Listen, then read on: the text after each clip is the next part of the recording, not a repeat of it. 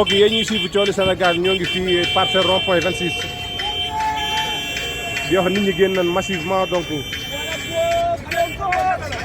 gari Sonko rek la ñuy dund ñun. waaw mais noo gis affaire yi. waaw ñun dañoo bëgg Sonko. ndax dañoo xam ne maanaam li tax ñu jàpp ko moom waxul dëgg la ñu wax. li nga xam ne jeunesse yi buñ ko toppee dinañ jëm ci kanam loo xam ne day jëriñ réew mi moom loolu la ñu wan ñun ay ndaw lañ. joxewuñu dépense dara waruñu mais bu la waxee loo xam ne avenir réew mi la da nga koy xam. waaw dafa loo xam dafa yitteel ci jeunesse. xam nga keneen joxuñu dépense man damay joxe dépense borom kër laa ñàkkuñu fayda dañoo woo ci loo xam ne image la lii image la ñi jaay ñi ñëpp gisuñ client parce que dëkk bi doxul heure bi daan na fekk xale yi forcé di am soirée ak matinée mais léegi dëkk bi lépp dañ fekk sàcc yi ñoo ko yor daj rek seen benn rox lii mooy cas bi 2024 nag ñoo koy far force parce que moom la ñu def ñun xale yi léegi waaw milliards yi 114 milliards yi 150 milliards yi ñuy jël di ko dajale ñoom seen biir di ko lekk loolu tim xam nga neexut a dégg waaw nan ngay jëlee ay milliards di ko lekk nga réew mi métti ndaw ñu bëgg liggéey mu tëleen lépp ñu bëgg ko jël def ko si stade rek day liggéey ñaata stade la fi tabax te ndaw ñu jàng seen i métier ba mokkal ko war a am ñu war a tijjee entreprise ndaw ñu liggéey pourquoi ba defuñu loolu mais duñ ko def dañuy def ne lépp ay affaire de football la wala affaire Sonko day bokk day bokk Sonko day bokk mu par poste day bokk barki Muhammadu Rasulullah kenn mënu koo tere bokk bu bokk rek Sénégal day tàkk day jeex man maa ko wax man amaat maa ngi dëkk Grand Médine fii ragaluma li may wax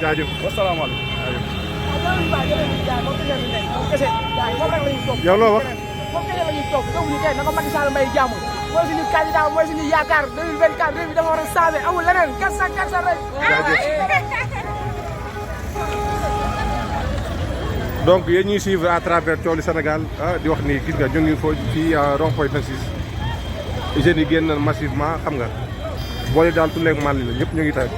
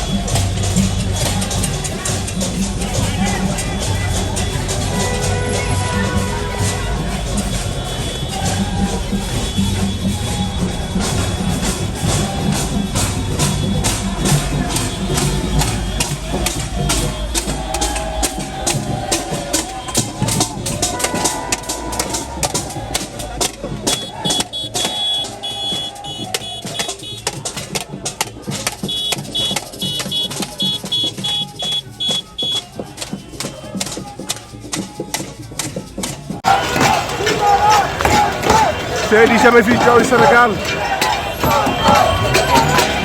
Les jeunes sont déterminés.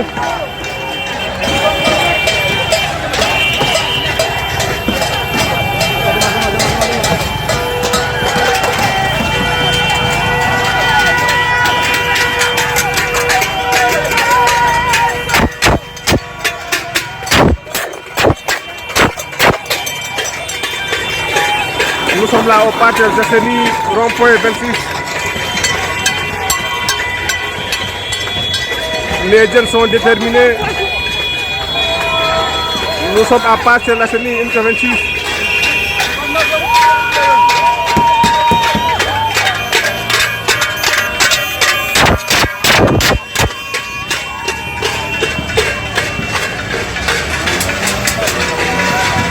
jaajëf.